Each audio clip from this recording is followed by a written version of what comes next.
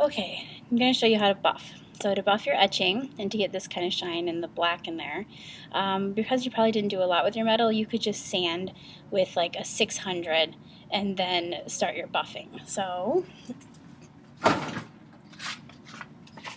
remember, when you sand, you're going to sand on a piece of cardboard or something like that, but essentially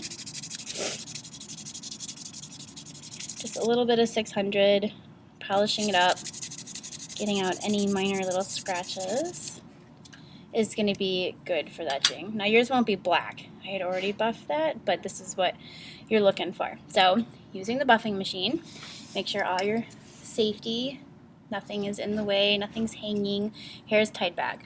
There are two switches for the buffing machine. One's in the back, which is back here. You just flip that on. That turns on the vent and the light. Okay.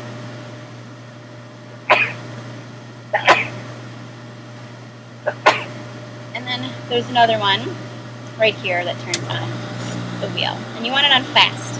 Okay? Now, this is a buffing cloth. It's not going to hurt you. This is just cloth. Okay? But before I go over that,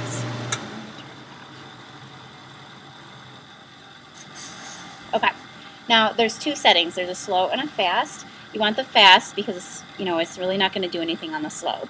Also, like I said, this is not going to hurt you. However, it does heat up and it gets kind of hot with the friction of the metal. So that's why I keep a can of water here so that I can dunk it in there if it starts to heat up on my hand. Now, this is a buffing compound, and you would put just a little bit on there. A little bit goes a long way. I have a pink and a black, just different grits. I personally like the pink one better. Also, there's safety glasses located up here if you were looking for safety glasses, and down in this drawer right below here.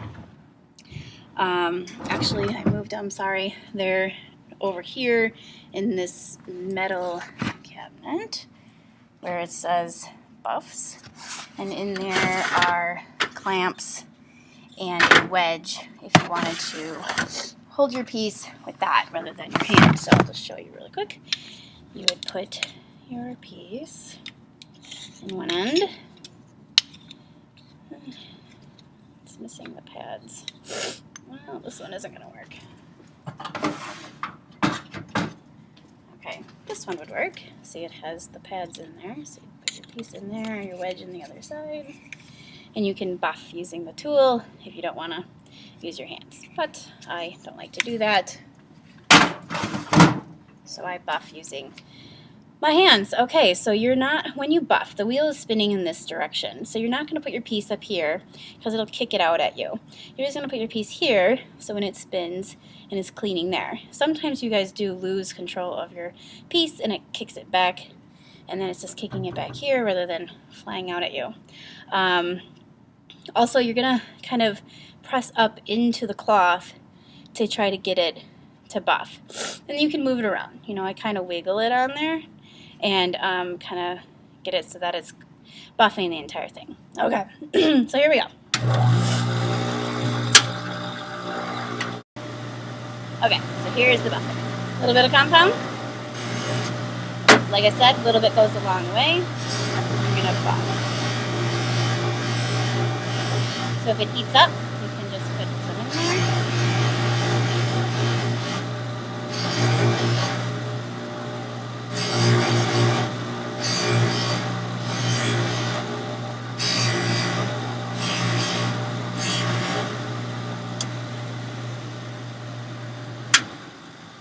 And I'm done.